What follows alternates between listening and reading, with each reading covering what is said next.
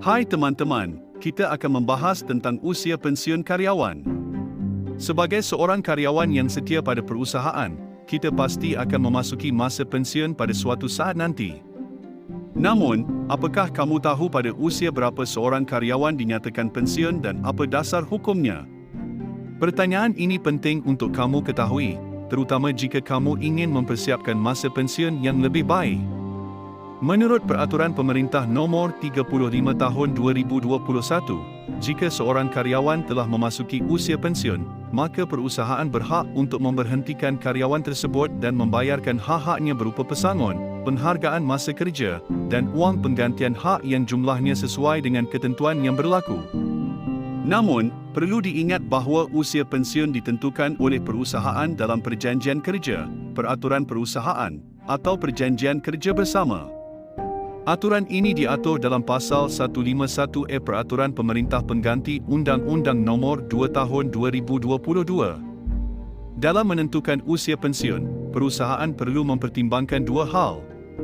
Pertama, kebutuhan perusahaan, di dalamnya termasuk jenis pekerjaan, kebutuhan operasional perusahaan, dan pertimbangan internal lainnya.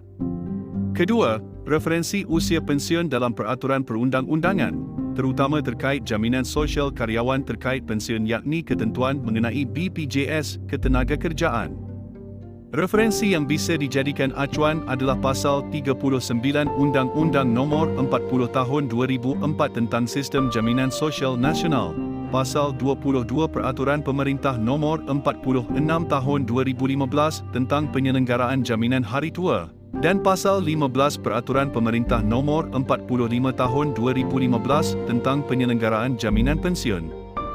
Namun, perusahaan tidak boleh menentukan usia pensiun di bawah ketentuan yang diatur dalam peraturan perundang-undangan terkait jaminan sosial karyawan.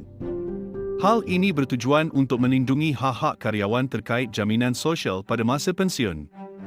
Jadi, sebagai karyawan, kita perlu memahami bahawa usia pensiun karyawan harus ditentukan oleh perusahaan sendiri dalam perjanjian kerja, peraturan perusahaan atau perjanjian kerja bersama.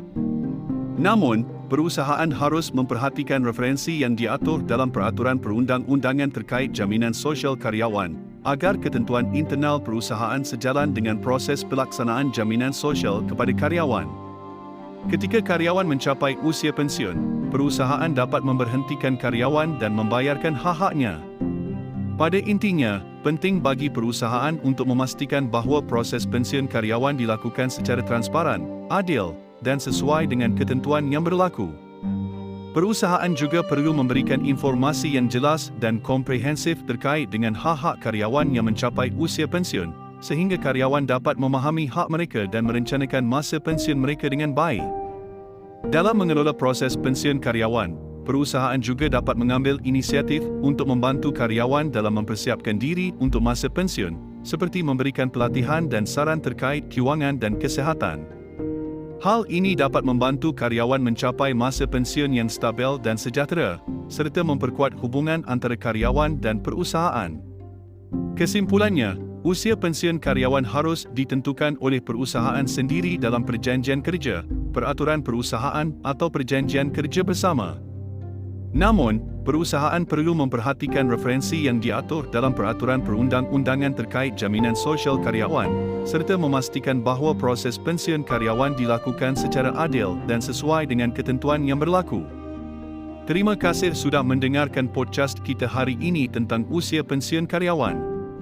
Semoga informasi yang telah kami sampaikan dapat bermanfaat bagi karyawan dan perusahaan dalam menentukan usia pensiun yang tepat dan memastikan hak-hak karyawan terkait jaminan sosial terlindungi dengan baik.